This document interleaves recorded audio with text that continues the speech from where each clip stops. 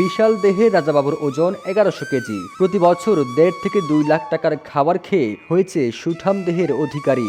দীর্ঘ 3 বছর ধরে রাজাবাবুকে আদর যত্ন করে লালন পালন করছেন সোনা মিয়া হাওলাদার। এই গরুটার নাম হলো শরীয়তপুর রাজাবাবু। প্রতি বছর 1.5 লাখ টাকা খরচ আছে শুধু মানে খাবারে, এরপর দেখা যায় কাঁচা ঘাস আছে, আমাদের মজুরি আছে, এগুলো তো বাদই। এটা কেজি আছে 1100 কেজি প্লাস, 27 7.5 আলাদা আছে। আমাদের গরু মানে যেটা মাপে আছে সেটাই বললাম। আমাদের সবসময় কাঁচা ঘাস, ভুসি, আলু। এবার কুরবানি দেয় এই 2024 সালে এই শরীয়তপুর রাজাবাবু সবচেয়ে বড় বিষয় আমাদের এটা। আমরা 3.5 বছর ধরে আর কি পালতাছি। সকালবেলা উঠি, এটার পেছে গোসল করাইতে হয় 3 বার, তারপর এটার গোসল করায় সকালবেলা, তারপর এটার খাবার দিতে হয়, তারপর আমরা আবার বিলে জায়গা ঘাস কাটতে, এটার পিছে মনে করেন ঘাস দিতে হয়, খাবার দিতে হয়। 3 জন মানুষ মনে করেন এটার পিছেই লাগে। Jamuna air conditioner, simplify cooling.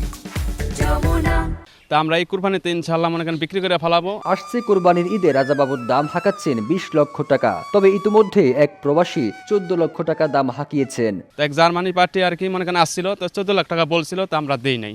তো এখন মনে করেন দেখি আরও পার্টি যদি আসে। শরীয়তপুরের মনে করেন ইনশাল্লাহ ফার্স্ট গরু, এরকম গরু আর কোনোখানে ইনশাল্লাহ নাই। এটা মাফা হয়েছে, এটা মনে করেন 1100 কেজি আর কি, তো 27 মনের মতন আর কি হবে। শরীয়তপুরের ভেদরগঞ্জ উপজেলার পুটিজুরি এলাকায় সোনা মিয়া হাওলাদারের মিনি খামারে রয়েছে 1100 কেজি ওজনের এই রাজাবাবু।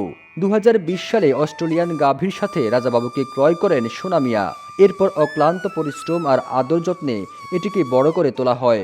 জন্ম এটা হয়েছে আরেকখানে, এটা আর মার সাথে আর কি কিনে আনছি, ঠিক আছে। মার সাথে এটা কিনে আনা হয়েছে মানে ছোট বাসন। তো আমরা আজকে 3.5 বছর ধরে আর কি এটা পালতাছি।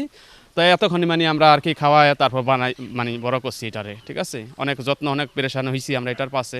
আমার চাচুর খামারে একটা বড় একটা গরু হয়েছে, তার নাম রাজাবাবু। তাকে এবার কুরবানি ঈদে বিক্রি করবে। আপনারা সবাই দোয়া করবেন তার জন্য, কুরবানিতে যাতে ভালো দামে বিক্রি করতে পারে এবং আগামীতে যেন এর চেয়ে বড় করতে পারে।